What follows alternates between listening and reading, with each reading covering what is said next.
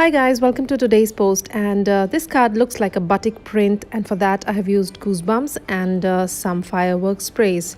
So I've used this bottle which has a dauber on top and a floral stamp set which has these wonderful leaves on it.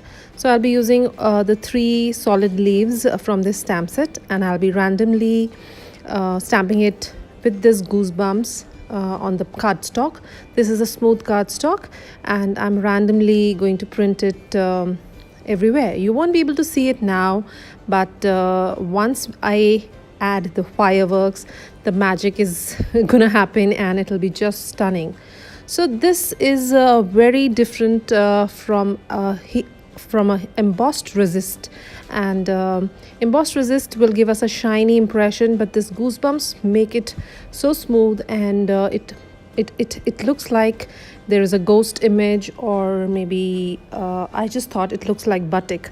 So these are my fireworks, and now the moment these hit the paper, you will start seeing the impression, which is comparatively faint and but very beautiful and different. So I'm using all these three colors, and I like to mix and match it. So now I hope you can see the faint impressions, and they'll even be more brighter once everything is dry. So I used my heat gun to dry this panel, and it looks really pretty in person because of all the shimmer and glimmer we get from the fireworks. So this is very pretty, and once this was dry, I decided to add some more layers, and I started picking it up from my craft mat. So this is almost done, and this technique can be used on scrapbook layouts, on art journals and cards, but I personally like creating cards, and I'll be finishing it up using some more leaves. So this art form looks like batik to me, which is an ancient art form which is done using molten wax, and is done on cotton or silk in Indonesia. So here you can see that I've used a piece of vellum, and I'm using my powder tool and Versa mark with few of these line image stamps, and I'll be using the most beautiful golden embossing powder in the world, which is the Imagine Gold Embossing Powder, to emboss these images. So this card is going to be a very simple and elegant one. I'll be using my sharp pair of scissors to cut out all these lovely leaves, and I'll just finish it by adhering it on top of the card. So here now I'm adding the golden embossing powder, and this is one of the best in the line. The impression is beautiful, golden, and it is quite dimensional.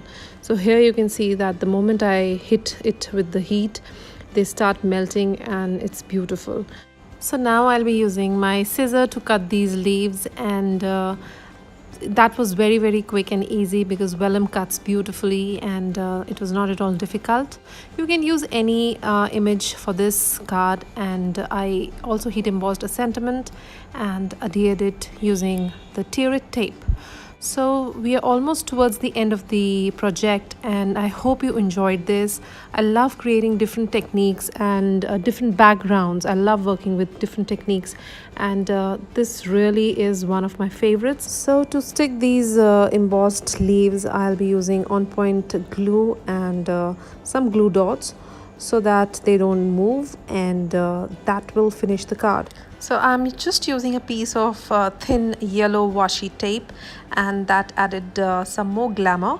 I'm using the on-point glue to stick all these leaves, and some glue dots to give them more strength. I added some irresistible dots all over, and that finished the card. I hope you enjoyed this, and if you did, do not forget to like this video and subscribe to our channel. Also visit the Imagine Crafts blog, and thank you for stopping by. See you soon. Bye bye. Take care.